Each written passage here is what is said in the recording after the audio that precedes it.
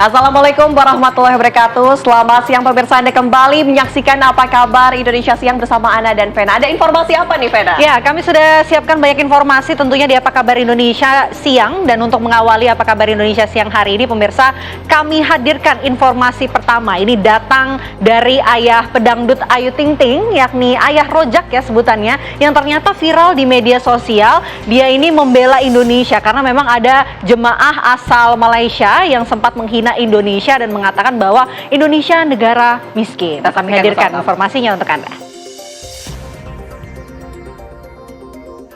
Nggak terima dikatain Indonesia miskin. Banyak orang sukses nggak Malaysia aja. Dalam video viral tersebut, jemaah haji asal Malaysia diduga melontarkan hinaan yang menyebut Indonesia negara miskin.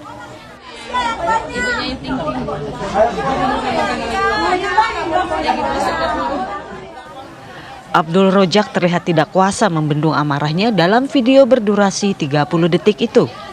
Ayah Ayu Ting Ting, Ayah Rojak nggak terima dikatain Indonesia miskin. Jangan menghina negara saya ya, kita ini Indonesia. Banyak orang sukses di Indonesia, nggak Malaysia aja, ungkap Abdul Rojak.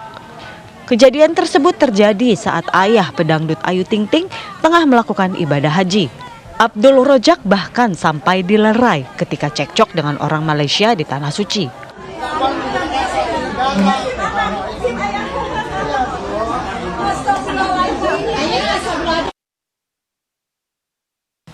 Hingga berita ini dikabarkan, tanggapan Abdul Rojak masih dalam konfirmasi. Ayah Ayu Ting Ting, Ayah Rojak nggak terima dikatain Indonesia miskin. Tim TV One mengabarkan. Sukses nggak Malaysia aja.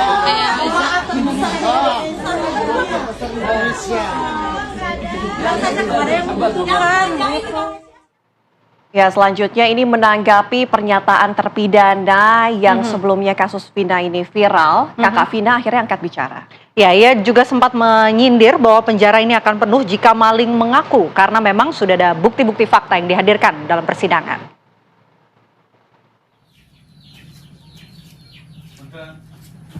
Adanya kejanggalan dalam kasus pembunuhan Vina dan Eki di tahun 2016 lalu disangkal oleh kakak Vina, Marliana. Keluarga Vina mengaku kaget setelah ramai pemberitaan tentang kejanggalan hingga salah tangkap terpidana dalam kasus pembunuhan Vina dan juga Eki.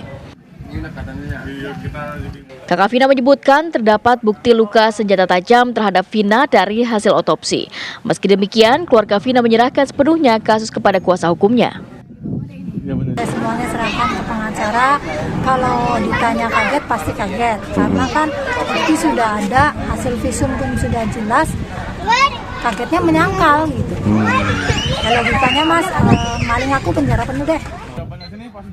Polda Jawa Barat telah merilis daftar pencarian orang sebanyak 3 orang dalam kasus Vina, yakni Peggy alias Perong, Andi dan juga Dani. Dari Cirebon, Jawa Barat, Ervan Septiawan, TV One mengabarkan.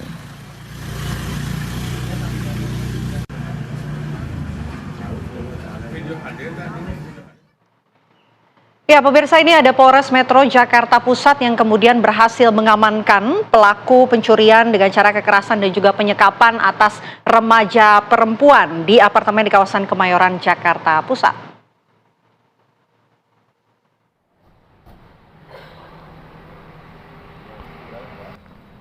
Dua tersangka berinisial AS dan CA ditangkap dan digiring jajaran Polres Metro Jakarta Pusat kemarin petang. Keduanya merupakan pelaku pencurian dengan kekerasan dan juga penyekapan terhadap seorang remaja wanita berinisial RC di sebuah apartemen Kemayoran, Jakarta Pusat. Kedua pelaku sebelumnya kenal dengan korban terkait Open BO, namun karena merasa tidak puas terkait orderan, kedua pelaku menyekap korban di apartemen Kemayoran serta melakukan pencurian HP dan juga uang korban. Itu tersangka ini sudah kenal dengan korban, dengan hal yang sama, Open BO. Gitu. Dari runut pertama, kemudian dia kecewa, kemudian runut kedua kejadian. Gitu. Mereka berniat untuk mencuri handphone dan uangnya dengan menyiapkan lakban dan tali. Kecewanya dari hasil pemeriksaan adalah terkait dengan pembayaran. Pelaku berinisial AS ditangkap petugas Polres Jakarta Pusat di lobi apartemen. Sementara pelaku lain berinisial CA ditangkap di stasiun Gambir saat hendak melarikan diri. Dari Jakarta, Asben Benev, TV One mengabarkan. Ya, Vena dan juga pemirsa, ini jari seorang bocah di Klaten, Jawa Tengah membengkak lantaran terjepit ring besi. Nah, proses pelepasan ring besi ini kemudian berlangsung dramatis oleh tim pemadam kebakaran karena bocah ini terus-menerus menangis.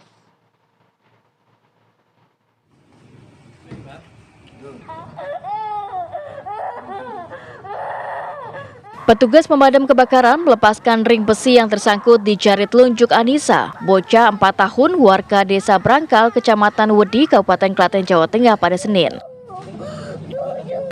Proses evakuasi ring besi menggunakan gerindap ini. Petugas harus ekstra hati-hati saat membelah ring besi karena kondisi jari telunjuk korban telah membengkak.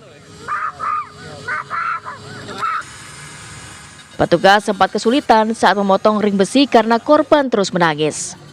Kesulitan karena korban adik Anissa tadi sempat menangis ya karena mungkin panik dan mungkin sakit ya karena sudah mulai membengkak.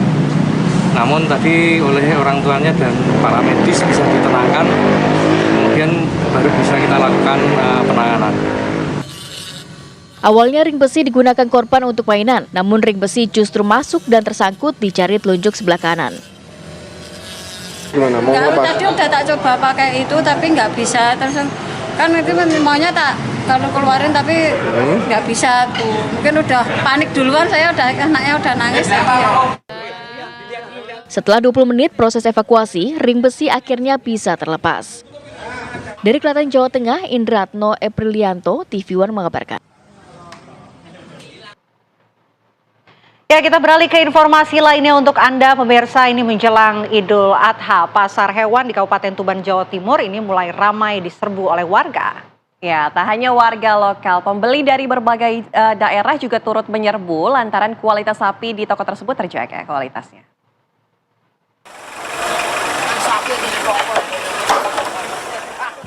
Pasar hewan di Desa Margomulyo, Kecamatan Kere, Kabupaten Tuban terpantau ramai pembeli pada Senin pagi.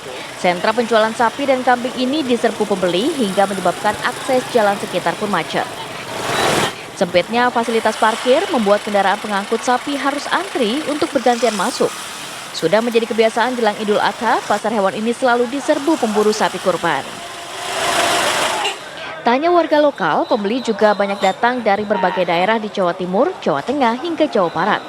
Mereka rela datang jauh-jauh demi mendapatkan sapi kurban berkualitas dengan harga terjangkau. Kualitas sapi di sini itu sangat bagus daging dibandingkan dengan daerah-daerah lain. Maksudnya dari makannya itu tidak pur. Sini kan istilahnya alami, makannya itu dari rumput dan Penjualan sapi di sini meningkat sebesar 20% sejak sepekan terakhir. Jika biasanya sirkulasi sapi berkisar 400 ekor, maka kini melonjak 500 ekor per hari. Meningkatnya transaksi menyebabkan harga sapi kurban mulai cenderung naik. Untuk mendapat sapi kualitas kurban, pembeli harus menyediakan uang antara 20 juta rupiah hingga 25 juta rupiah. Dari Tuban, Jawa Timur, Hartono Ranggalawe, TV One mengabarkan. Kita beralih ke informasi lainnya pemirsa, 5 pasangan bukan suami istri tersaring razia di beberapa hotel di Tuban, Jawa Timur dalam operasi gabungan. Ya, razia ini digelar setelah adanya laporan dari banyak masyarakat karena adanya dugaan banyaknya malpraktik prostitusi.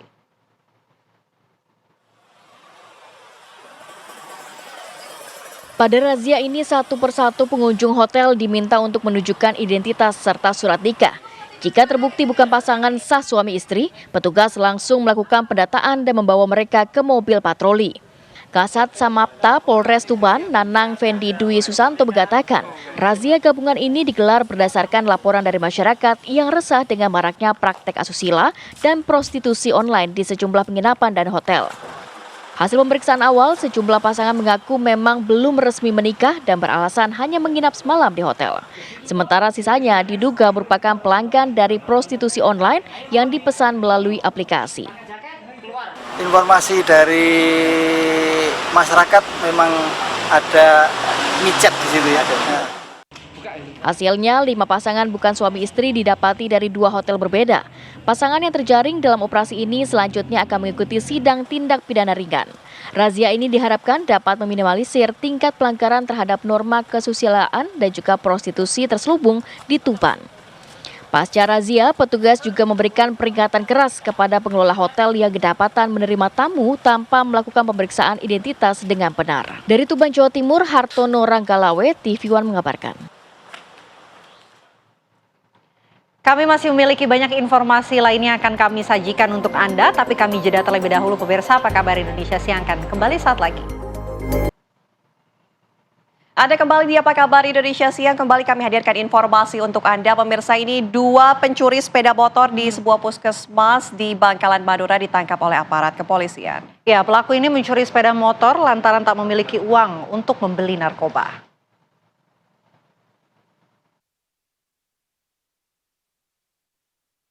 Beginilah aksi pencurian kendaraan bermotor di sebuah puskesmas di wilayah Kamal, Kabupaten Bangkalan, Madura yang terekam kamera CCTV.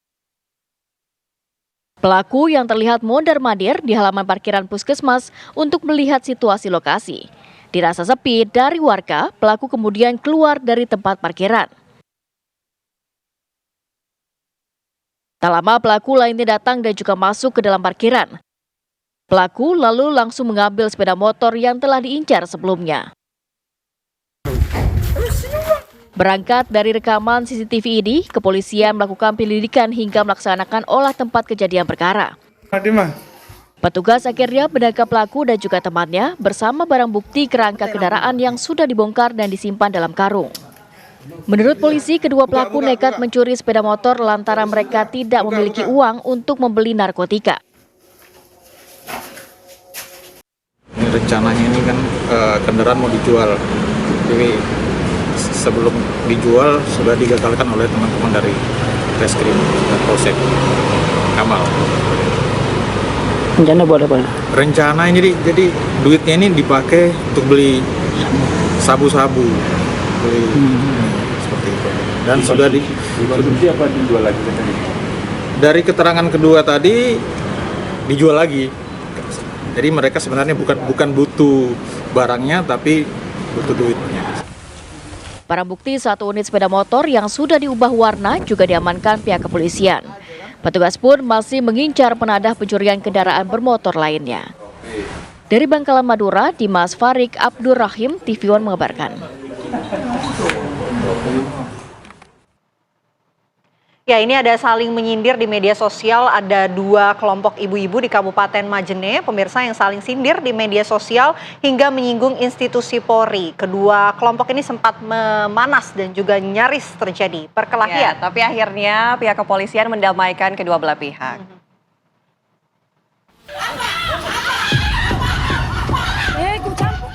Inilah video amatir saat sekelompok ibu-ibu di Kabupaten Majene, Sulawesi Barat mendatangi rumah toko salah seorang pemilik kosmetik.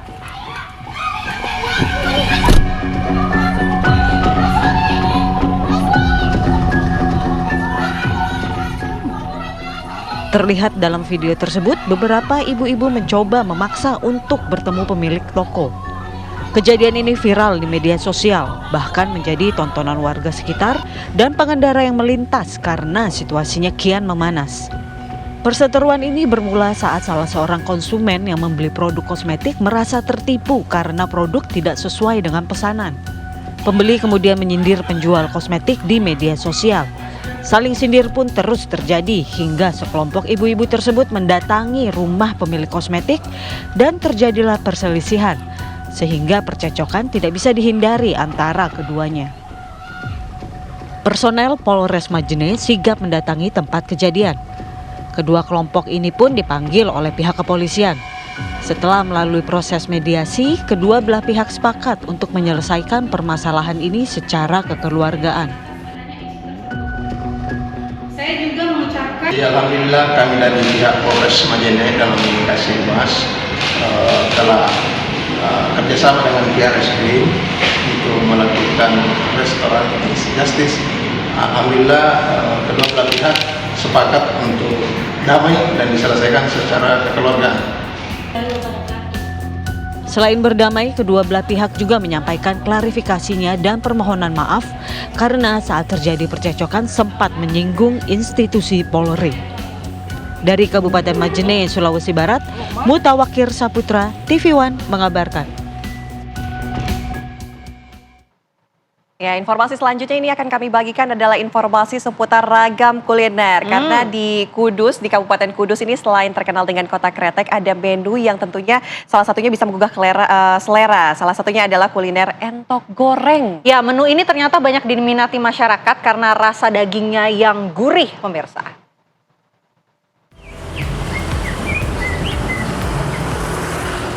Makanan khas Jawa Tengah berbahan bebek atau entok ini mungkin sudah biasa. Namun kalau soal rasa tentu jauh lebih nikmat jika menyantapnya di warung Pak W yang berada di Desa Bacin, Kecamatan Baik Kudus, Jawa Tengah. Banyak masyarakat Kabupaten Kudus dan luar Kudus menyempatkan untuk mampir makan entok goreng di warung tersebut, terlebih di jam-jam makan siang. Olahan entok goreng di warung Pak W memiliki cita rasa yang lebih nikmat jika dibandingkan di warung entok yang lainnya. Daging entok yang dikenal alot bisa dimasak empuk dan juga rasanya gurih membuat nagih para penikmat masakan ini. Terlebih dengan bermacam pilihan sambal menambah kelezatan. Lebih enak ya, lebih. Rasa apa yang di dalamnya itu lebih? Rasa rempahnya lebih terasa sih. Manis, pedas, ada semua, asin. Jadi lengkap. Sering kesini atau bagaimana, Pak? Nah, kesini aku dari Pati. Kalau jajan itu sering kesini. Kenapa pilihan di sini sih? Enak. Untuk mendapatkan daging yang empuk dan juga gurih ini diperlukan beberapa tahapan olahan, mulai dari rebusan utuh daging entok dengan dicampur bumbu rempah hingga saat proses memasaknya. Istimewa menunya itu goreng, jelasnya empuk ya Om ya. Kalau menu lebih banyak lagi sih pertongsengan, ada tongseng basah, rica-rica, ada sup, banyak lagi, bukan sebagai juga ada. Entok goreng itu entoknya seperti dimasak seperti bagaimana? Bisa jelaskan sedikit? Entok gorengnya di sini nggak bisa dijelaskan, tapi yang penting kalau dirasakan nikmat sekali. Untuk kuliner entok goreng ini satu porsinya cukup ramah di kantong Anda, yakni Rp22.000 saja. Bagaimana? Anda tertarik mencoba menu entok goreng untuk jadi alternatif menu makan siang Anda? Dari Kudus, Jawa Tengah, Gali Manunggal, TV One mengabarkan. Kita beralih kabar haji pemirsa, di mana ada haji termuda dari embarkasi Solo yang berusia 19 tahun. Ya, nama haji termuda tersebut adalah Aprilia Wulandari yang tergabung dalam kloter 30 di embarkasi Solo asal Tegal.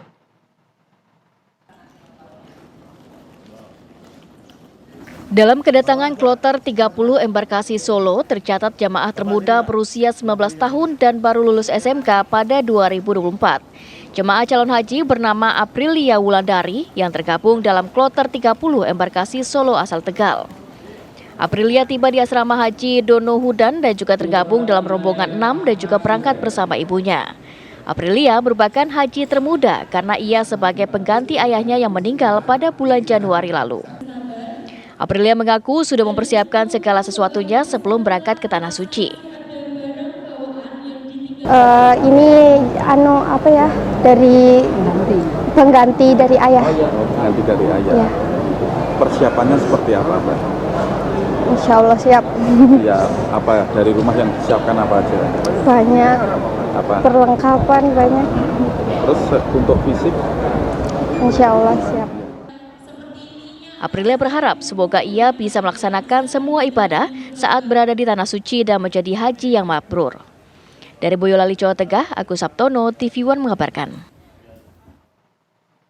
Pemirsa, kami harus jeda terlebih dahulu. Saya jeda, kami kembali dengan informasi penting lain untuk Anda sesaat lagi. Terima kasih masih bersama kami. Kembali kami hadirkan informasi untuk Anda. Pemirsa, ini Komisi 10 DPR RI hari ini mengadakan rapat dengar pendapat dengan Mendikbudristek Nadiem Makarim. Kemudian untuk membahas mengenai polemik kenaikan biaya UKT atau uang kuliah tunggal.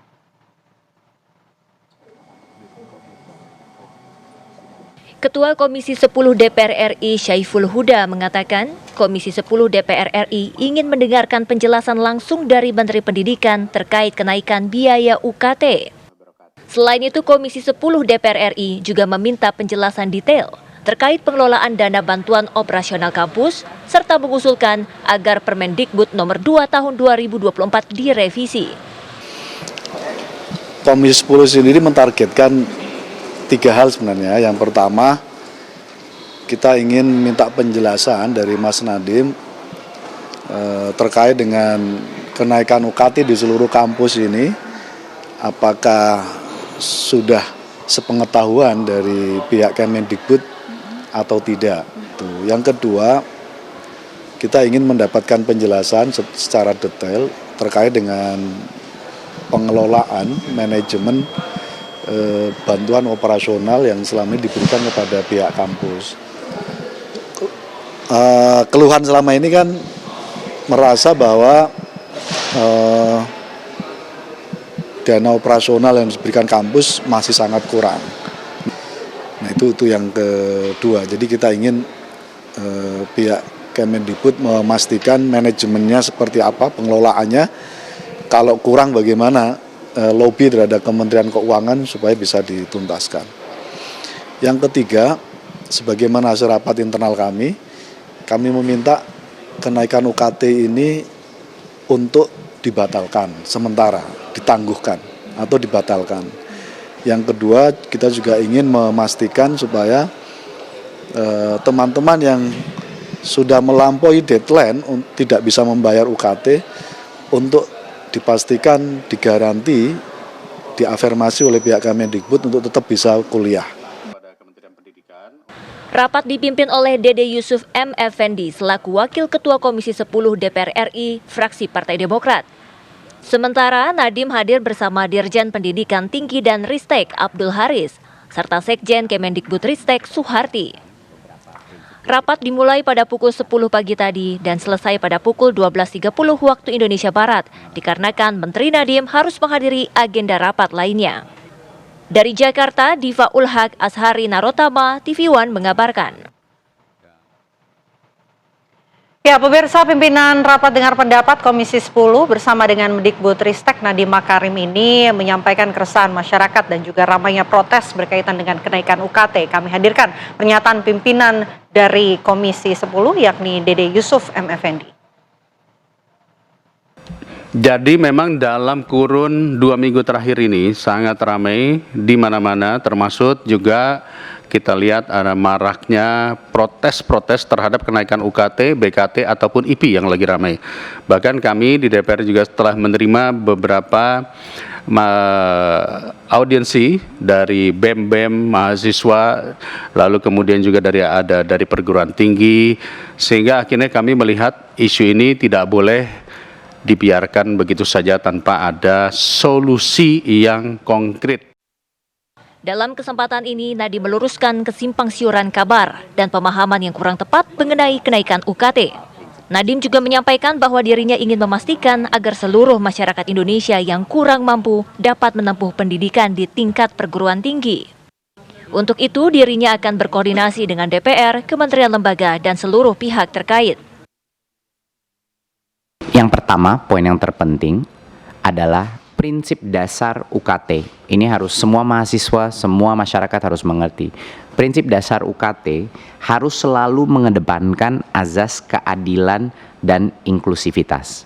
Dan karena itu, UKT itu selalu berjenjang. Berjenjang. Apa artinya berjenjang? Artinya, bagi mahasiswa yang punya keluarga lebih mampu, mereka membayar lebih banyak. Dan mahasiswa yang tidak mampu, dia membayar lebih sedikit. Menegaskan bahwa peraturan UKT baru ini hanya berlaku kepada mahasiswa baru, tidak berlaku untuk mahasiswa yang sudah belajar di perguruan tinggi. Jadi masih ada mispersepsi di berbagai kalangan di sosial media dan lain-lain bahwa ini akan tiba-tiba merubah rate UKT pada mahasiswa yang sudah melaksanakan pendidikannya di perguruan tinggi. Ini tidak benar sama sekali. Ini hanya akan berlaku untuk mahasiswa baru dan sebenarnya tidak akan berdampak besar sama sekali kepada mahasiswa dengan tingkat ekonomi yang belum mapan atau belum memadai. Jadi kami mendengar banyak desas-desus, ada lompatan-lompatan yang cukup fantastis ya. Tadi dari Komisi 10 terima kasih sudah memberikan. Dan saya berkomit beserta Kemendikbudristek untuk memastikan, karena tentunya harus ada rekomendasi dari kami, untuk memastikan bahwa lompatan-lompatan yang tidak masuk akal atau tidak rasional, itu akan kami berhentikan. Komisi 10 bergabung dengan kita untuk berjuang untuk meningkatkan anggaran KIPK, sehingga kita memastikan bahwa yang tidak mampu masih bisa mengikuti perguruan tinggi. Dari Jakarta, Diva Ulhak Ashari Narotama, TV One mengabarkan. Lalu bagaimana jalannya rapat dengar pendapat antara Komisi 10 bersama dengan Mendikbudristek? Kami ajak Anda bergabung bersama rekan kami, ada Prita Zega yang saat ini berada di gedung DPR RI. Zega, seperti apa jalannya rapat dengar pendapat antara Komisi 10 dan juga Mendikbudristek? Apa saja poin-poin yang menarik yang bisa Anda bagikan ke pemirsa TV One? Zega.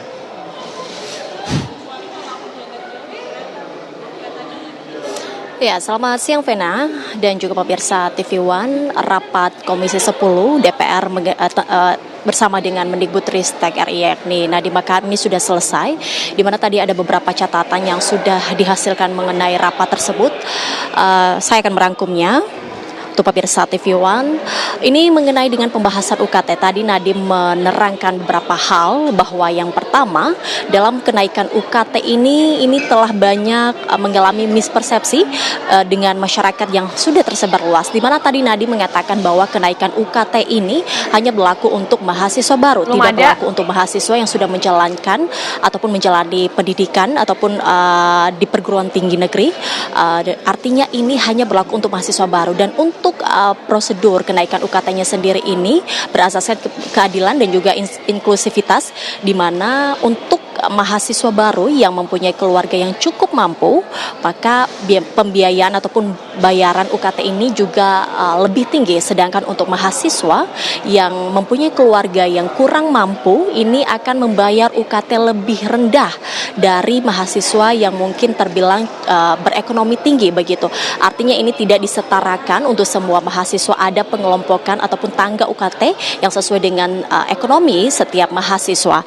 Dan tadi juga dijelaskan bahwa dalam banyak sekali desas-desus soal kenaikan UKT ini, terlebih beberapa kampus sudah menerapkan, di mana seperti di Unsud dan juga di UNS yang telah menaikkan UKT secara drastis, dan dirinya mengatakan bahwa nantinya akan melakukan evaluasi ataupun audit langsung turun ke lapangan kepada seluruh perguruan tinggi untuk meninjau bagaimana kenaikan UKT, sehingga kenaikan UKT ini nantinya sudah sesuai dengan kebijakan yang sudah diterapkan.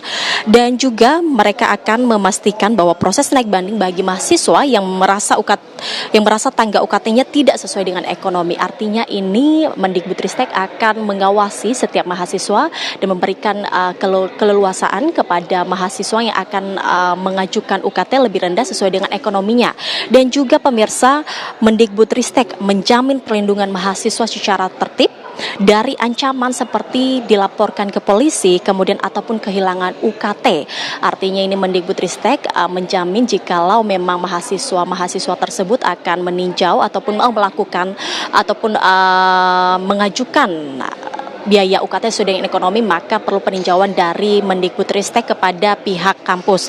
Kemudian juga Mendikbudristek akan berjuang meningkatkan jumlah KIP dan juga menyelesaikan proses pencarian dan kriteria. Nantinya Mendikbudristek ini akan mendata kembali dan akan berjuang untuk meningkatkan jumlah KIP seperti teruntuk kepada mahasiswa-mahasiswa yang terbilang tidak mampu ataupun kurang mampu dalam membayar UKT.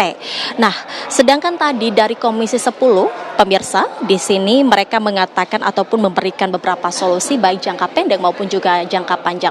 Untuk jangka pendeknya sendiri, Komisi 10 memberikan solusi yakni untuk menghentikan ataupun membatalkan kenaikan UKT kepada seluruh perguruan tinggi, di mana tadi Komisi 10 mengatakan bahwa ini kenaikan UKT ini beberapa perguruan tinggi ini tidak wajar.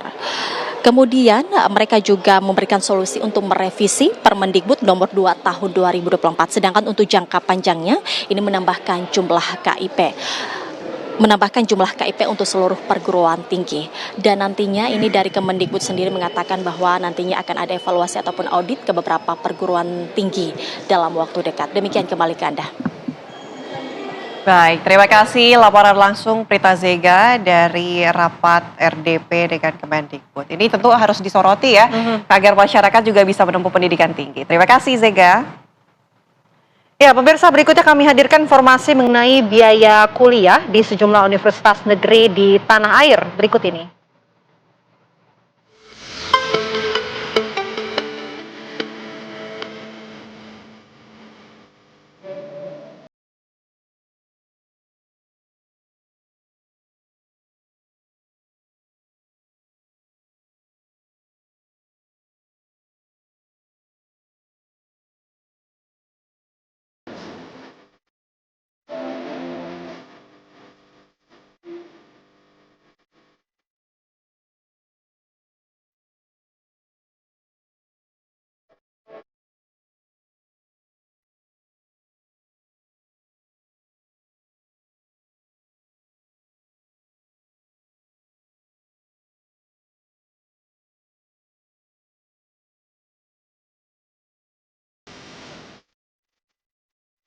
Ya, kami hadirkan informasi lainnya untuk Anda pemirsa. Seorang siswa kelas 7 sekolah menengah pertama di kawasan Tebet ini lompat dari lantai 3 gedung sekolah. Ya, belum terkonfirmasi apa yang terjadi, namun polisi menyatakan bahwa korban saat ini dirawat di rumah sakit. Korban langsung dibawa ke RSUD Tebet pasca kejadian. Saksi menyatakan mendengar teriakan minta tolong sesaat sebelum korban jatuh. Belum ada keterangan resmi dari pihak sekolah maupun kepolisian terkait insiden ini. Mendarat di lantai dasar gedung sekolah, kasusnya ini sedang dalam penanganan Polsek Tebet, di mana Dinas Pendidikan Jakarta mengaku telah mendapatkan laporan dan akan menjalankan penyelidikan internal.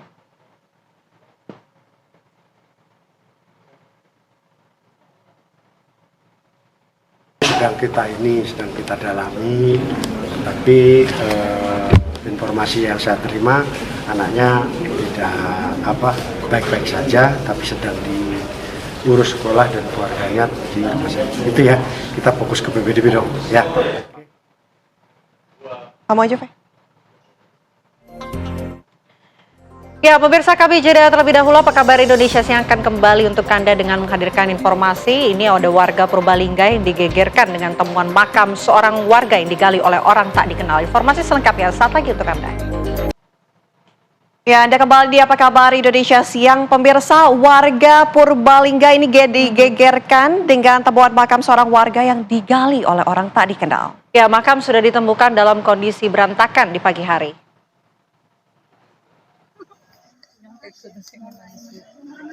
Inilah video amatir yang memperlihatkan makam seorang warga dalam keadaan rusak. Liang lahat makam tersebut tampak sudah tergali dan tumpukan tanah berada di sekitarnya. Makam tersebut adalah makam seorang gadis remaja yang wafat pada usia 20 tahun di Desa Binangun, Kecamatan Merebet, Kabupaten Purbalingga, Jawa Tengah.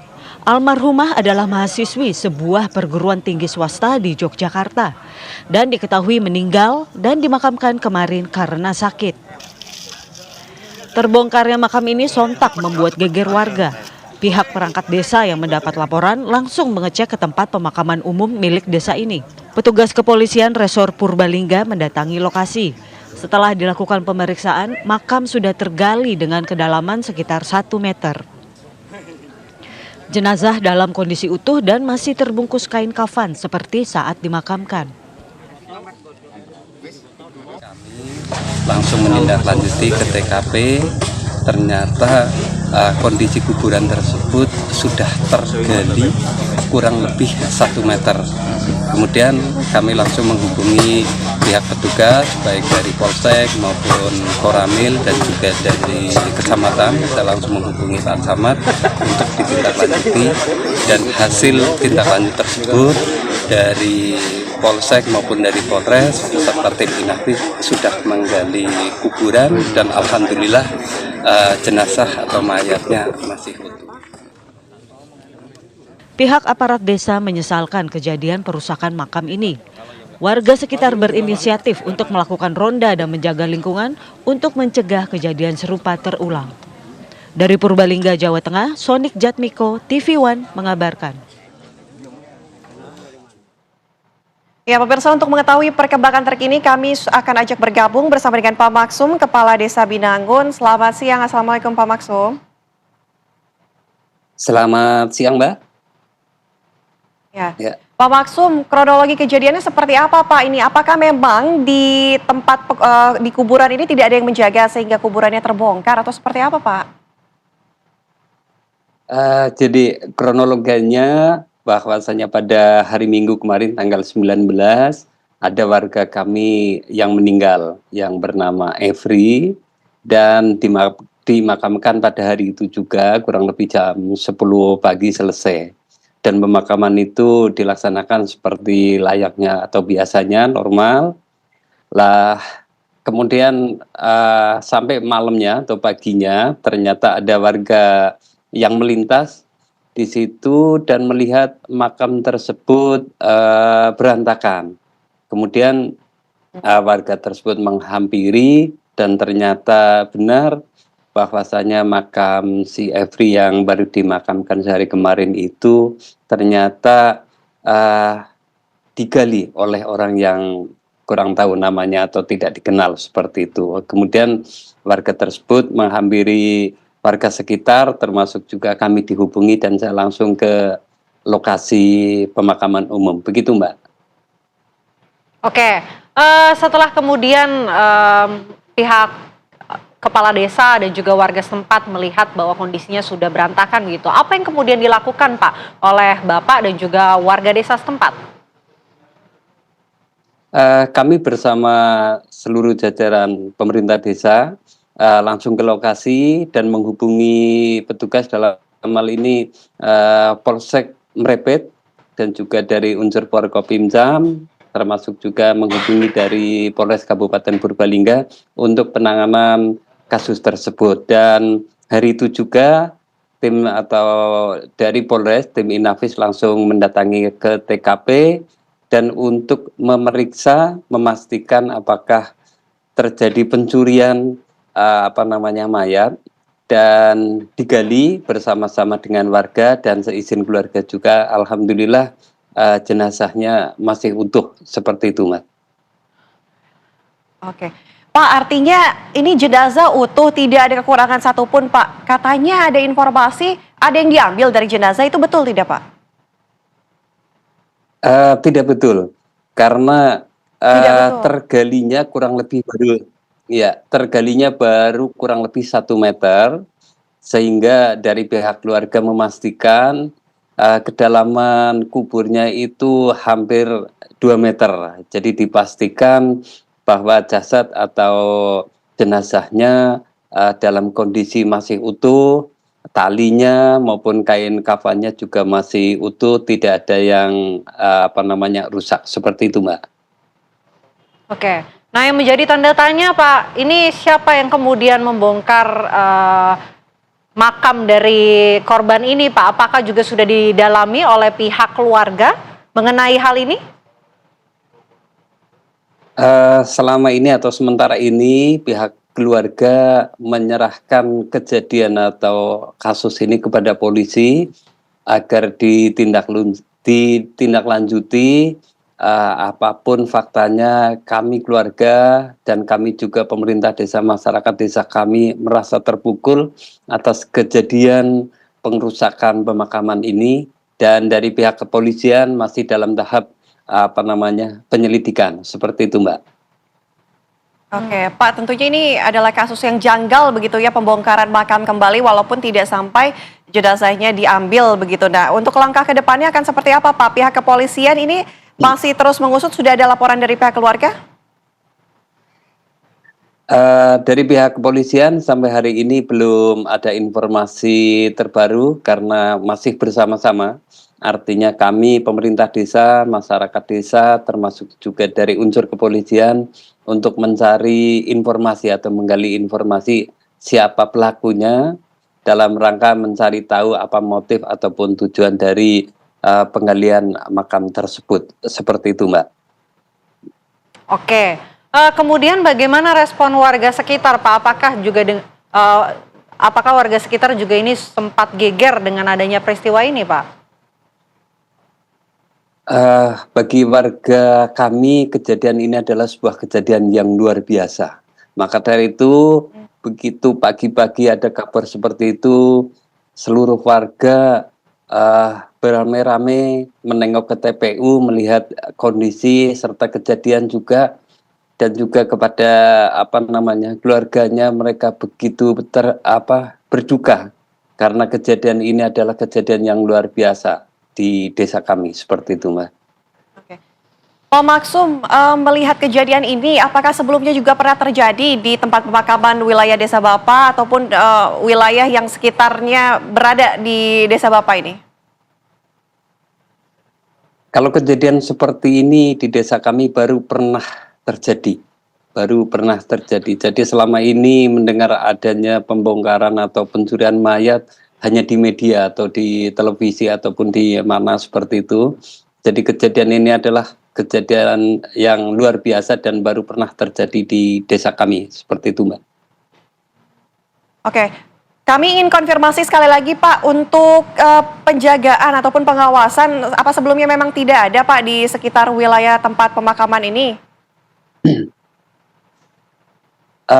Terkait dengan penjagaan, karena TPU ini berada di pinggir pemukiman masyarakat desa, jadi penjagaan secara khusus tidak dilaksanakan. Jadi penjagaannya hanya sepintas saja, artinya tidak ada petugas ronda khusus atau petugas penjaga khusus di TPU ini. Namun dengan kejadian ini, kami bersama warga berinisiatif dan sepakat untuk saling menjaga, termasuk tadi malam pun kawasan TPU ini sudah dijaga atau ada rondanya. Seperti itu, Mbak.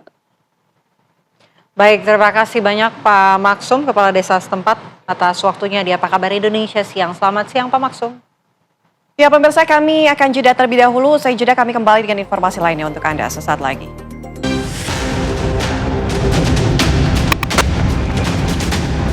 Dari kami masih belum bisa memberikan data yang lengkap atau kandidat yang jelas karena CCTV yang diberikan itu masih kurang.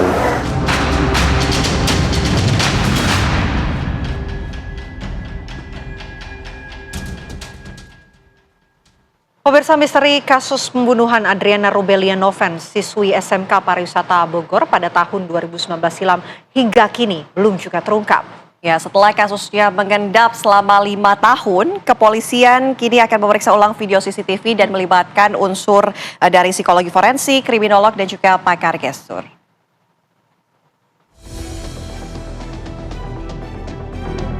Misteri kasus pembunuhan siswi SMK Pariwisata Adriana Rubelia Noven pada tahun 2019 silam di Bogor, Jawa Barat masih belum menemui titik terang. Saat ini polisi masih mendalami siapa pelaku dan motif terbunuhnya Noven di 5 tahun lalu. Sejauh ini pihak Reskrim sudah memeriksa sebanyak 34 orang saksi. Di antaranya ada yang dari teman dekat, teman sekolah, keluarga, dan kerabat korban. Dari sekian banyak saksi, sudah ada 5 orang kandidat yang berkaitan dengan kasus ini. Hanya saja kepolisian belum menemukan alat bukti baru yang mengaitkan para kandidat untuk ditetapkan sebagai tersangka. Kendala yang dihadapkan adalah tidak ditemukannya DNA dari pelaku di TKP. Selain itu, hasil rekaman CCTV tidak jelas terlihat.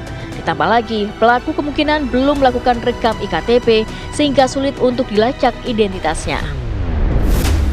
Kami masih berusaha untuk mencari kembali barang bukti ataupun alat bukti lain yang nanti akan mendukung kepada rangkaian penyelidikan kami untuk menentukan kandidat-kandidat mana yang sudah muncul untuk kami tetapkan sebagai tersangka. Adriana Rubelia Noven ditemukan bersimbah darah di sebuah jalan sepi dekat lokasi kosnya. Saat itu Noven baru saja pulang dari sekolah berjalan kaki dengan berseragam lengkap. Dari Bogor, Jawa Barat, Eko Hadi, TV One mengabarkan.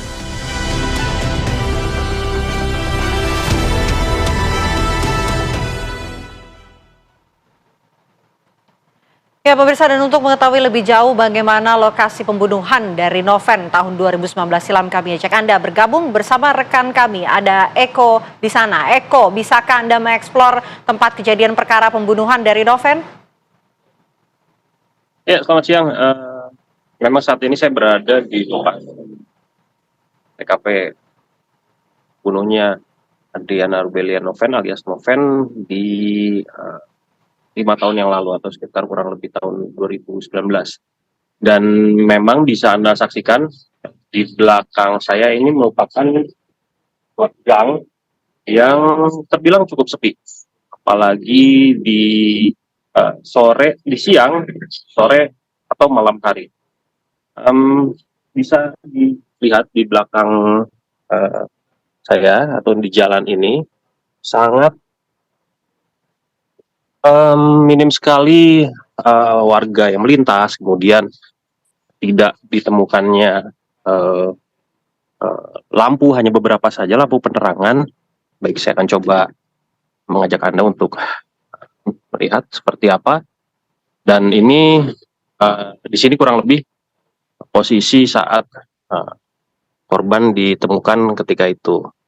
Dan bisa Anda lihat juga di atas, ini hanya ada beberapa lampu penerangan dan sisanya tembok, dan tentunya jalan ini pun cukup sempit, hanya sekitar kurang lebih 3-4 meter luasnya begitu. Dan ini merupakan akses tangga menuju jalan raya yang cukup terjal sekali ketinggiannya, dan saya akan coba mendekat.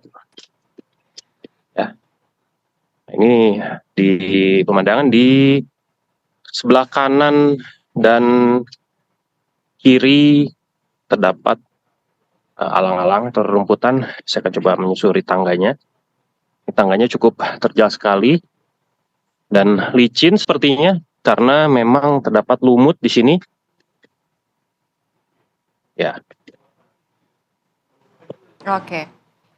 Eko, jalan ini menghubungkan ke mana, Eko? Iya, jalan ini menghubungkan ke akses jalan raya, tempat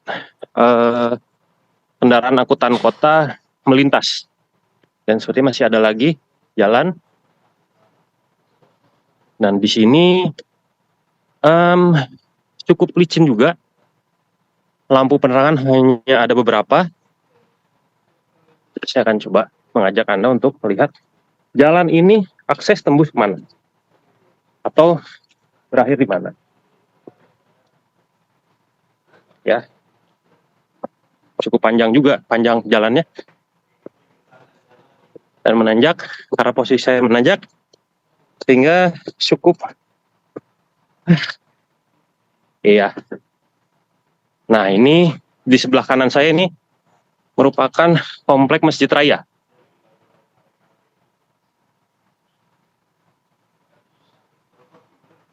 Ya, ini di depan saya sudah tampak akses jalan raya, yaitu Jalan Raya Pajajaran atau yang lebih dikenal Terminal Baranang Siang. Nah, ini.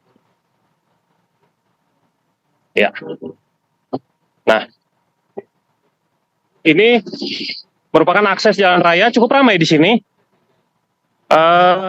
Baik malam hari pun warga masih memadati daerah ini, karena memang mengingat di daerah ini atau di titik ini merupakan simpul atau titik menuju Terminal Baranang Siang. Ya, di Jalan Raya Pajajaran, kemudian akses ini menuju Terminal Baranang Siang.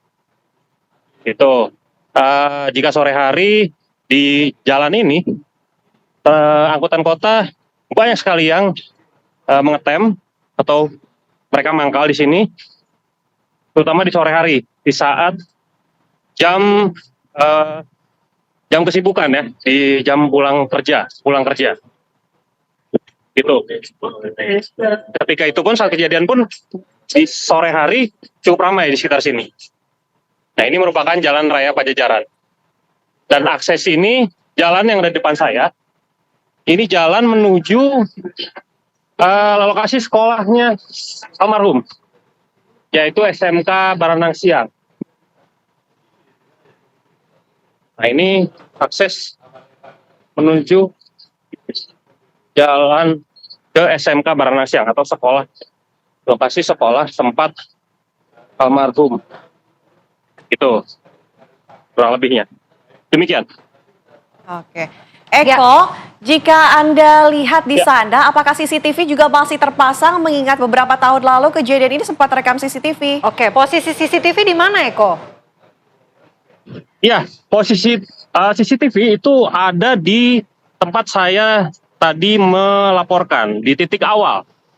Dan tadi saya sempat melihat bahwa CCTV tetap ada, masih terpasang. Hanya saya tidak bisa mengetahui apakah CCTV tersebut berfungsi atau tidak, karena memang untuk monitornya sendiri berada di suatu tempat lah. Saya pun tidak bisa perkirakan apakah masih aktif atau tidak ya, tapi yang pasti CCTV tersebut masih terpasang di tempat sekolah. Hanya perbedaannya hanya di gang saja. Ketika itu di gang tersebut belum terpasang semacam pintu gerbang, tapi setelah kejadian meninggalnya Noven, lalu mungkin oleh warga sekitar dipasang gerbang di sekitar itu. Dan kadang di waktu-waktu tertentu gerbang tersebut dikunci gitu. Bagaimana dengan update ataupun perkembangan terbaru untuk pencarian pelaku ini sejauh ini? Sejak tahun 2019 sampai saat ini juga belum bisa ditemukan oleh pihak kepolisian. Ya, informasi yang saya peroleh dari pihak kepolisian, yaitu dari Satreskrim Polresta Bogor Kota, pihak kepolisian sendiri sudah hingga saat ini sudah memeriksa kurang lebih sebanyak 34 orang saksi. Dan di antara 34 itu ada juga yang sudah namanya dikantongi oleh pihak kepolisian. Namun pihak kepolisian sendiri masih mencoba mencocokkan dengan beberapa alat bukti. Yang pasti polisi pun tidak bisa secara langsung membuktikan bahwa dia adalah pelaku dari pembunuhan Noven. Karena memang tadi berbagai kendala termasuk minimnya informasi ataupun sumber dari CCTV, video yang dari CCTV itu tidak terlalu jelas gitu, dan DNA tidak ada sama sekali di lokasi kejadian, dan tentunya kendala-kendala lain yang juga menyebabkan terhambatnya penyelidikan dari pihak kepolisian gitu. Oke, Eko, pada saat 5 tahun lalu ketika Noven ini terbunuh begitu, informasinya betulkah ada pisau yang menancap di dada sebelah kirinya dan tertinggal di sana? Ya, untuk luka sendiri memang terdapat luka tusukan bagian dada waktu itu. Namun pada saat saya tiba di lokasi kejadian, almarhum itu sudah dipersiapkan untuk masuk ke dalam ambulan. Jika saya tidak bisa memastikan apakah pisau tersebut tertancap di bagian dada. Namun informasi dari pihak polisian memang betul ada luka tusuk yang cukup dalam di bagian tubuh Noven begitu. Baik, Eko Hadi melaporkan langsung dari tempat kejadian perkara pembunuhan dari Noven di Bogor, Jawa Barat. Terima kasih, selamat kembali bertugas. Baik, informasi selanjutnya pemirsa, pihak kepolisian saat ini masih terus berupaya untuk mengungkap kasus pembunuhan terhadap Noven yang hingga kini masih belum terungkap. Bahwa kami telah melakukan pengujian ke Lab 4 terkait dengan barang bukti yang ada ditemukan di TKP. Kemudian kami juga sudah menyerahkan rekaman CCTV kepada Pusinafis Barreskrim Mabes Polri untuk dilakukan face recognition terhadap diduga pelaku yang nampak di dalam CCTV tersebut. Dari hasil rekaman CCTV tersebut yang sudah dikeluarkan oleh Pusinafis Mabes Polri, dinyatakan bahwa dari kami masih belum bisa memberikan data yang lengkap atau kandidat yang jelas karena CCTV yang diberikan itu masih kurang. Kemudian yang kedua, dimungkinkan juga karena terduga pelaku pada saat kejadian ini masih di bawah umur, belum melakukan rekam digital EKTP sehingga menambah kendala atau hambatan di rangkaian penyelidikan yang kami lakukan. Kemudian untuk hasil dari lapor terkait dengan DNA yang terdapat di barang bukti, ternyata hasil dari lapor juga tidak ditemukan adanya DNA lain yang diduga, bahwa kami telah melakukan pengujian ke lapor terkait dengan barang bukti yang ada ditemukan di TKP. Kemudian kami juga sudah menyerahkan rekaman CCTV kepada Pusinafis Barreskrim Mabes Polri untuk dilakukan face recognition terhadap diduga pelaku yang nampak di dalam CCTV tersebut.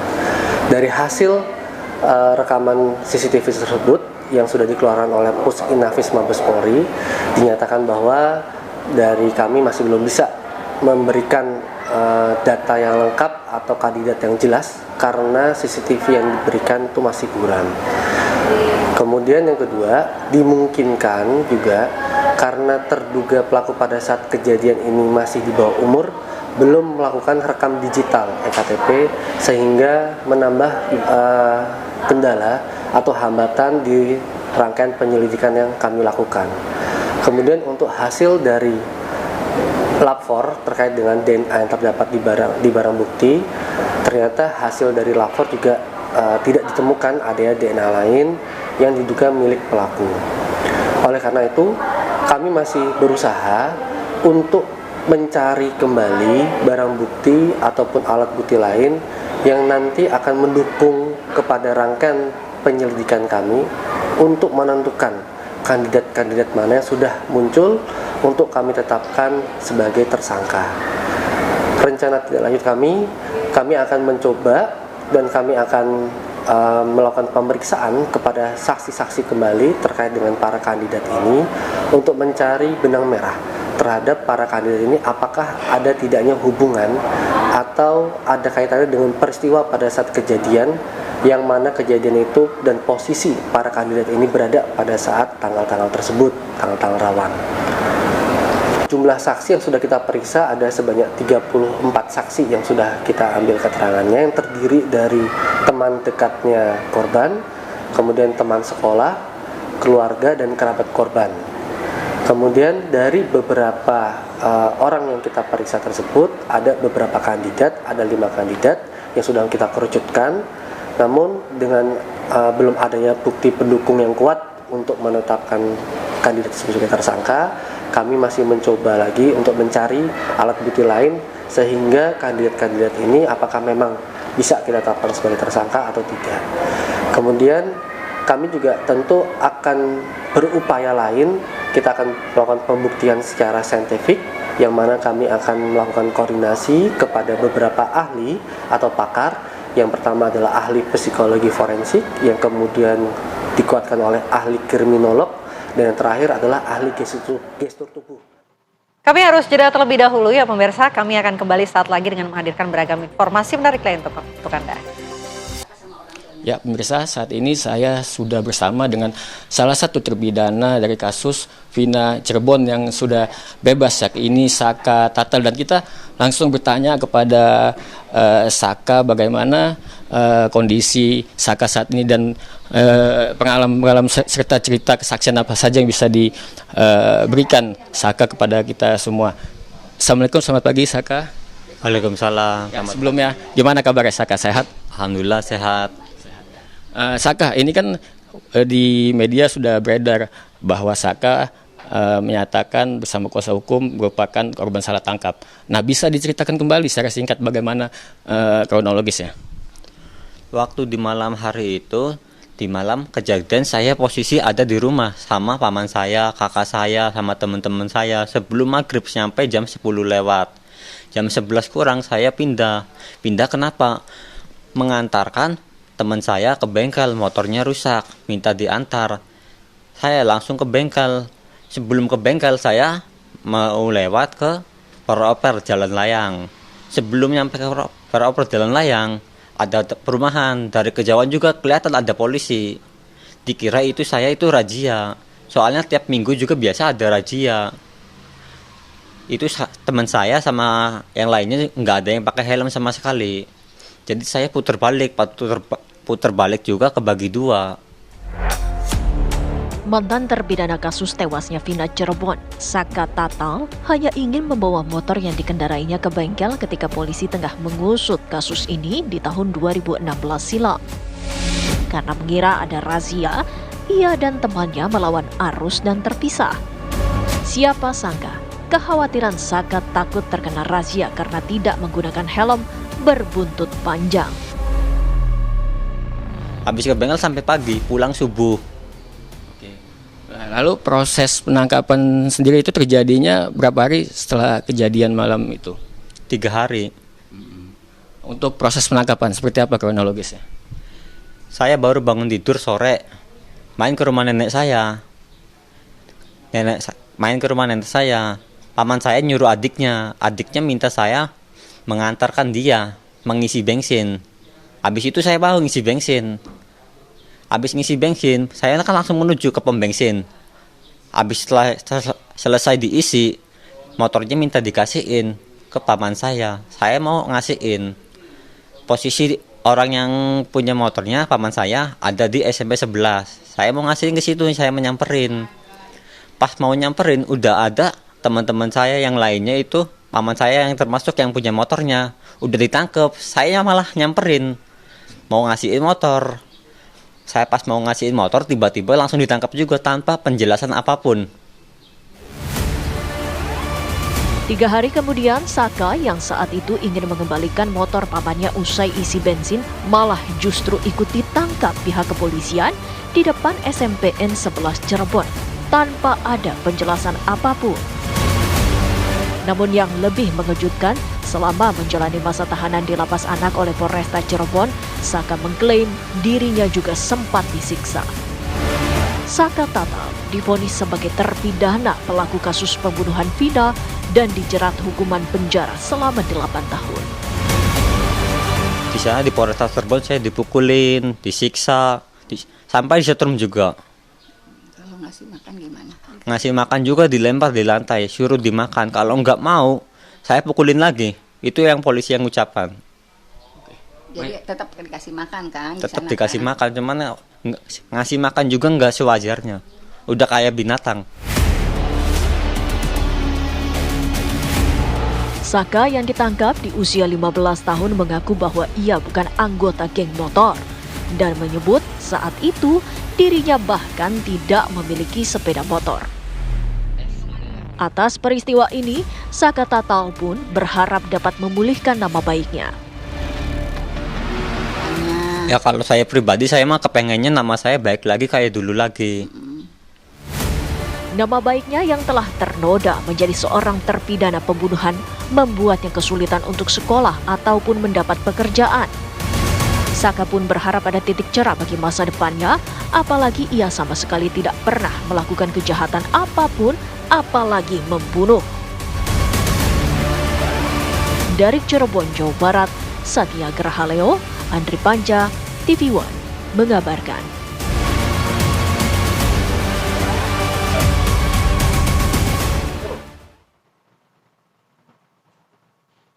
Ya, kita hadirkan informasi lainnya untuk Anda pemirsa. Mantan Menteri Pertanian yaitu Syahrul Yassin Limpo ini disebut menitipkan penyanyi dangdut Nayunda Nabila untuk diangkat menjadi pegawai honorer di Kementan. Ya, Nayunda ini menerima gaji jutaan rupiah setiap bulannya dan meski jarang datang ke kantor. Selain itu, Kementan juga memberikan honor rutin setiap bulan kepada kakak kandung SYL sebesar 10 juta rupiah.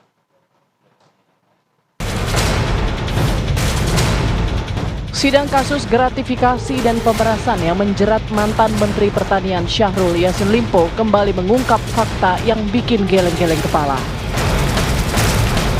Kali ini, mantan Sekretaris Badan Karantina Kementerian Pertanian, Wisnu Haryana, bersaksi SYL menitipkan penyanyi dangdut Nayunda Nabila sebagai pegawai honorer di Kementerian Pertanian.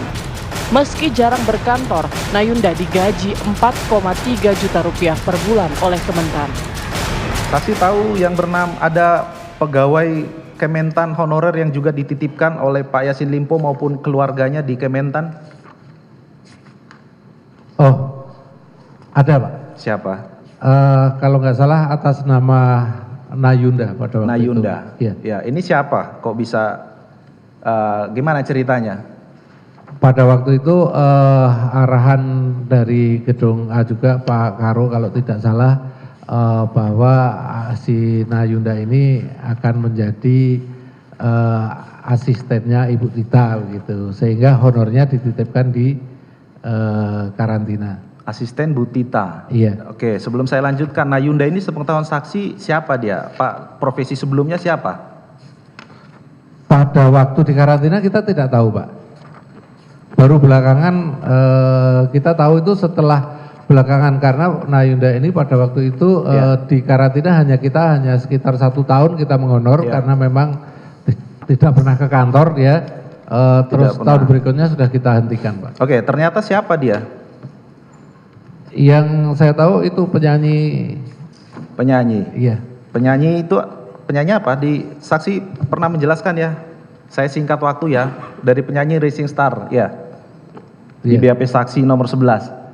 Iya. Nah, kaitannya adalah yang ingin saya tanyakan, apakah ada honor juga yang diterima sama Nayunda ini dari Kementan? Sebagai tenaga kontrak ya? Iya, yang ada. itu, yang dari karantina itu sebagai tenaga. Berapa kalau dia menerima per bulan ini? Kalau honornya per bulan itu 4.300.000. Tak hanya itu, SYL juga meminta Kementerian Pertanian memberikan honor rutin kepada kakak perempuannya, Tenri oleh Yassin Limpo, sebesar 10 juta per bulan. Pemberian honor itu berlangsung selama hampir 2 tahun. Saksi tahu seseorang yang bernama Tenri oleh Yassin Limpo? Tahu Pak. Siapa itu? Kakak Pak Menteri Pak. Kakak Pak Menteri. Apakah ada juga diminta untuk memberikan rutin 10 juta per bulan? Iya, pada waktu itu kepala badannya masih Pak Ali Jamil. Ali Jamil. Itu memberikan arahan bahwa Ibu Tenri ini untuk diberikan honor sebagai tenaga ahli di Badan Karantina Pertanian pada waktu itu. 10 juta per bulan? 10 juta per bulan. Itu kegiatannya ada betul atau hanya honornya saja? Honornya saja Pak. Hanya honornya saja. Selama berapa lama itu? Hampir 2 tahun barangkali. 2 tahunan. Hampir 2 tahun. Yang urusan menyerahkan siapa? Kita transfer biasanya Pak. Transfer langsung? Transfer Kepada langsung. siapa? Langsung ke Ibu Tenri. Tenri ini. Dalam kasus ini, SYL didakwa memeras dan menerima gratifikasi hingga 44,5 miliar rupiah selama menjabat sebagai Menteri Pertanian periode 2020 hingga 2023. Tim TV One mengabarkan.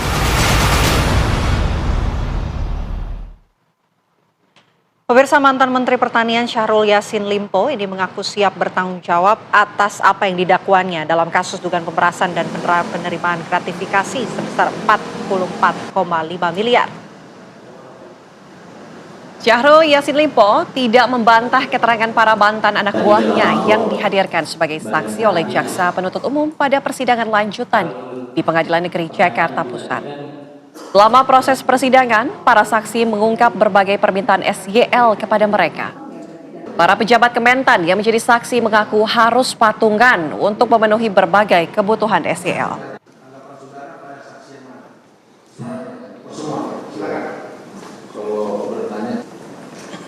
Tentu saja berproses secara hukum dan seadil-adilnya lah untuk saya. Saya manusia biasa yang tentu saja punya kekurangan, punya kesalahan, dan sebagainya. Dan saya siap bertanggung jawab untuk itu. Hanya saja harus juga dipahami bahwa situasi Indonesia semenjak saya jadi menteri, 3 tahun pertama itu situasinya tidak baik-baik saja. Saya harus mempertahankan makan 287 juta orang. Dan saya berhasil.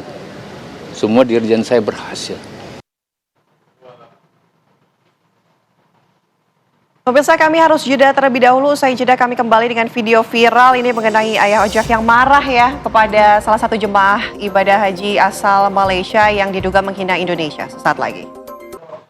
Anda kembali menyaksikan Apa Kabar Indonesia Siang. Pemirsa, informasi berikut yang akan kami hadirkan untuk Anda. Ini ada datang dari ayah pedangdut Ayu Ting Ting, yakni Ayah Rojak ya sebutannya ya. Jadi Ayah Rojak ini videonya sempat viral di media sosial dan juga mendapat sorotan dari masyarakat. Ya, Ayah Ojak ini viral lantaran diduga marah kepada salah satu yang akan naik haji dari Malaysia, di mana diduga mengatakan ataupun menghina Indonesia dengan sebutan negara miskin. Ayah Ayu Ting Ting Ayah Rojak nggak terima dikatain Indonesia miskin. Banyak orang sukses nggak Malaysia. Dalam video viral tersebut, jemaah haji asal Malaysia diduga melontarkan hinaan yang menyebut Indonesia negara miskin.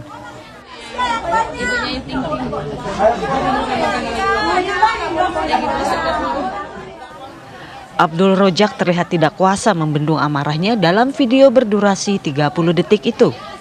Ayah Ayu Ting Ting Ayah Rojak nggak terima dikatain Indonesia miskin. Jangan menghina negara saya ya, kita ini Indonesia. Banyak orang sukses di Indonesia, nggak Malaysia aja, ungkap Abdul Rojak.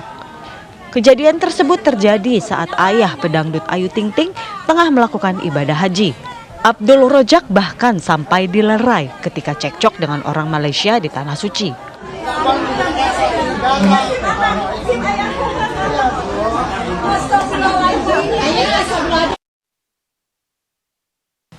Hingga berita ini dikabarkan, tanggapan Abdul Rojak masih dalam konfirmasi. Ayah Ayu Ting Ting Ayah Rojak nggak terima dikatain Indonesia miskin. Tim TV One mengabarkan.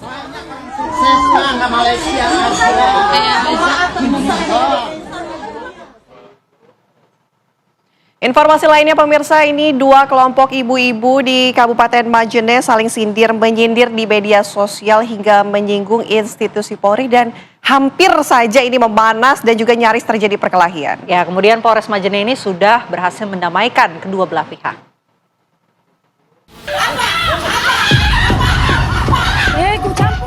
Inilah video amatir saat sekelompok ibu-ibu di Kabupaten Majene, Sulawesi Barat mendatangi rumah toko salah seorang pemilik kosmetik.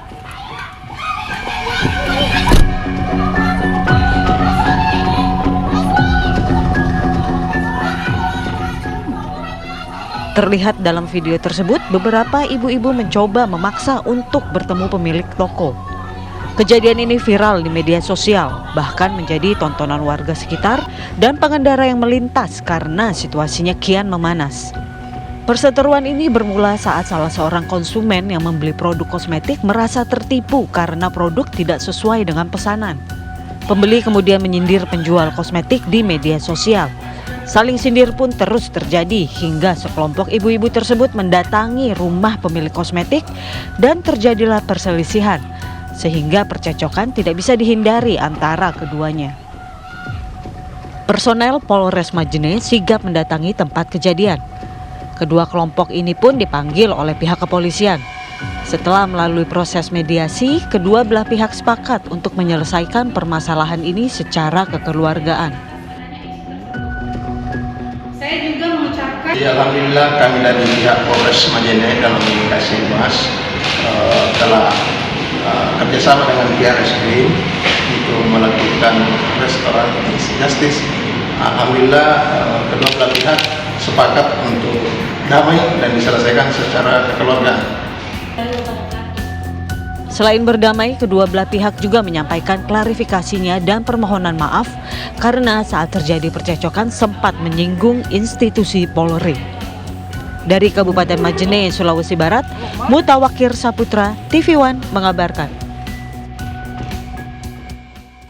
Berikutnya Berikutnya pemirsa, sebuah video pencabulan atau asusila seorang remaja terhadap pacar yang masih duduk di bangku SMP sempat viral di media sosial. Ya, pelaku berhasil ditangkap oleh polisi setelah orang tua korban ini melaporkan tindakan asusila tersebut.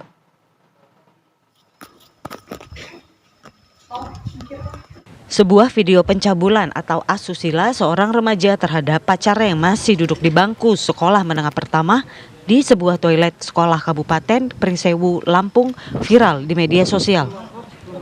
Setelah mendapatkan laporan dari orang tua korban atas tindakan asusila tersebut, polisi langsung menangkap pelaku berinisial TB yang masih berusia 15 tahun. Nggak ada, ibu kemana? TB, anak berhadapan dengan hukum tersebut, diamankan polisi di rumahnya di wilayah Kecamatan Adiluwih, Kabupaten Pringsewu, Lampung. Remaja yang baru lulus SMP ini diamankan polisi atas dugaan telah melakukan pencabulan dan persetubuhan terhadap seorang perempuan yang baru duduk di bangku SMP berinisial ZA. TB mengaku memiliki hubungan asmara dengan korban. Untuk melancarkan aksinya, pelaku seringkali membujuk rayu dan memberikan janji manis tidak akan meninggalkan korban dan juga akan bertanggung jawab jika korban hamil di kemudian hari. Ibu korban mengecek bahwa di dalam video tersebut anak perempuannya sedang melakukan hubungan yang tidak senonoh dengan seorang laki-laki, kemudian melaporkan kepada kita untuk ditindaklanjuti. Kemudian dari hasil interogasi kita dapat mengidentifikasi bahwa korban berhubungan dengan pelaku yang sama-sama statusnya masih pelajar. Atas perbuatannya, TB disangkakan melanggar pasal tentang perlindungan anak dengan ancaman hukuman paling singkat 5 tahun dan maksimal hingga 15 tahun penjara. Dari Pringsewu, Lampung, Pujiansyah, Nanang, TV One mengabarkan.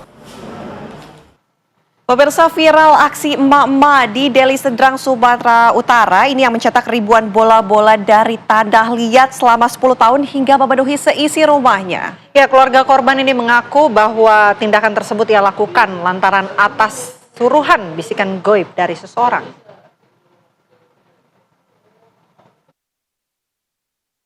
Beginilah postingan viral di media sosial beberapa waktu terakhir. Dalam video yang beredar, tanpa memperdulikan orang sekitar, wanita parubaya tersebut pun tampak serius ketika membuat bola-bola dari tanah liat untuk selanjutnya diletakkan di teras rumahnya. Belakangan diketahui wanita tersebut bernama Ana, warga desa Petumbukan, Dusun 3, Kecamatan Galang, Deli Serdang, Sumatera Utara. Terlihat seisi rumahnya penuh dengan cetakan tanah liat hasil karyanya.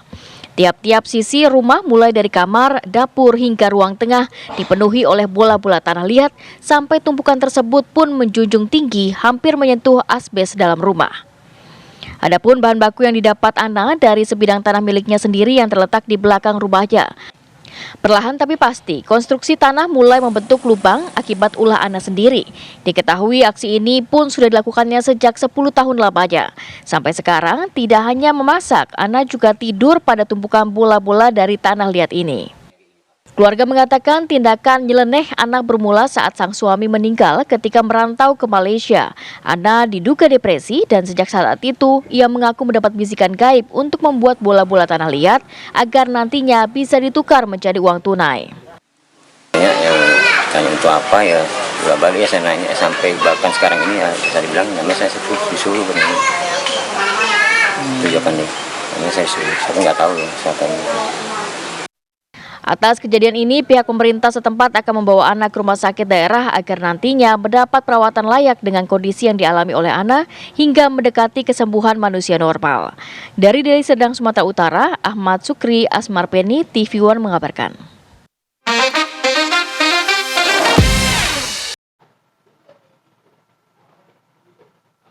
Ya, pemirsa, usai jeda kami nanti akan hadirkan informasi di mana Presiden Joko Widodo hari ini meninjau lokasi terdampak banjir bandang di Agam, Sumatera Barat. Informasi selengkapnya saat lagi. Anda kembali di Apa Kabar Indonesia Siang. Kembali kami hadirkan informasi untuk Anda, pemirsa. Presiden Joko Widodo mendatangi para korban terdampak banjir bandang lahar dingin Gunung Merapi di Sumatera Barat.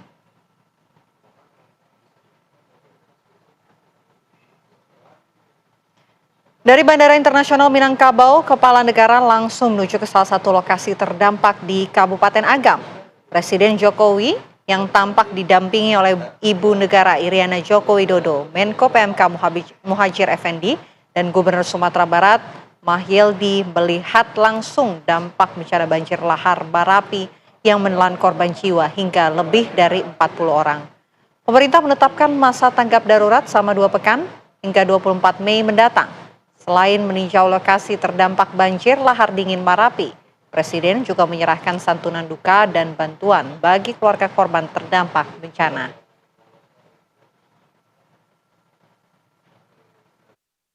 Yang rusak berat, yang rumahnya rusak berat, yang memang di jalur yang berbahaya, tidak mungkin kita biarkan, mereka penduduk kita biarkan untuk membangun di tempat itu lagi, sangat berbahaya, sehingga harus direlokasi. Dari 159 ada 100-an yang sudah setuju untuk relokasi, sisanya masih dalam proses. Pak, ada arahan khusus Pak terkait penanganan bencana, tapi kan sempat rapat juga Pak di dalam terkait arahan khusus. Ya, poin-poin tadi mengenai evakuasi, mengenai yang belum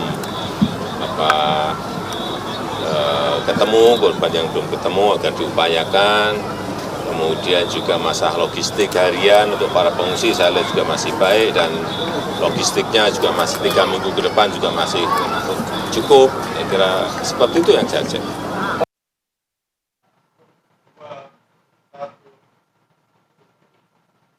Kita ke informasi lainnya, pemirsa. Petugas Satpol PP ini menggelar operasi Ranjau Paku di sepanjang Jalan Letjen Suprapto, Johar Baru, Jakarta Pusat. Ya, operasi ini dilakukan lantaran banyaknya korban ranjau paku di jalan.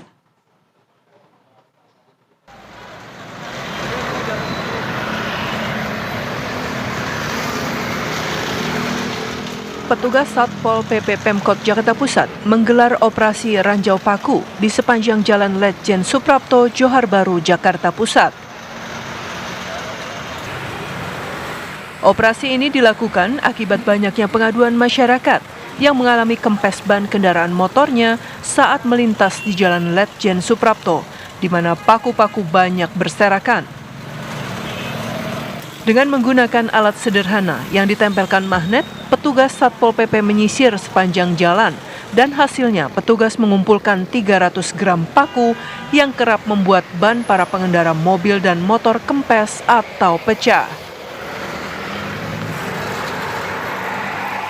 Dalam operasi Ranjau Paku ini, petugas Satpol PP tidak menemukan tukang tambal ban yang menjadi penyebab banyaknya ranjau paku di sekitar jalan ini.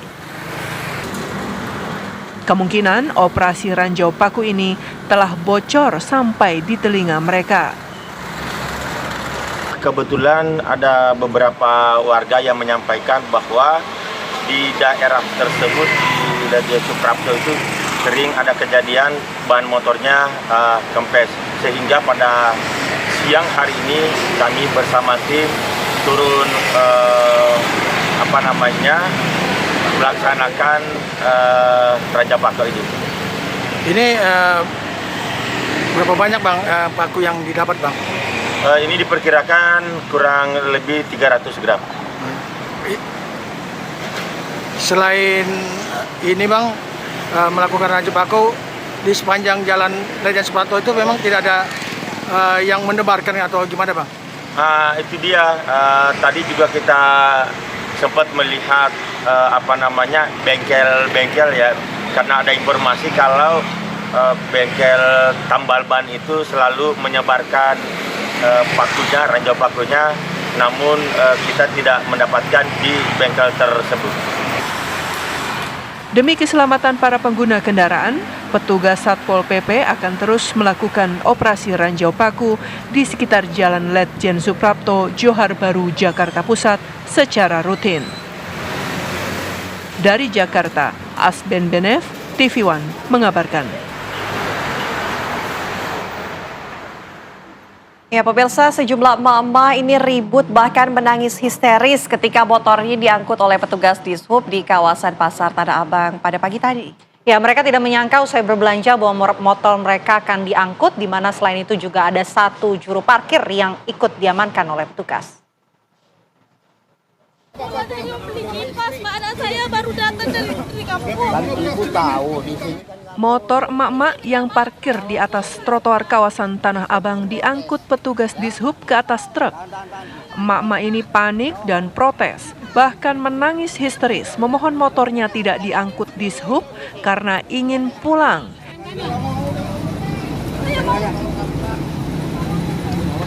Ia mencoba merebut kembali motornya dari tangan petugas Dishub, namun tindakan tersebut sia-sia.